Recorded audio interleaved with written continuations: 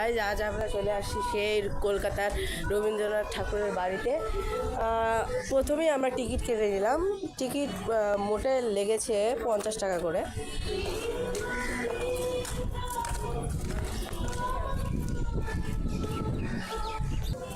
এখন বাজে 3:30। আমি সেই রবীন্দ্রনাথ ঠাকুরের মূর্তির সামনে এবং বাসার সামনে আমি দাঁড়িয়ে আছি।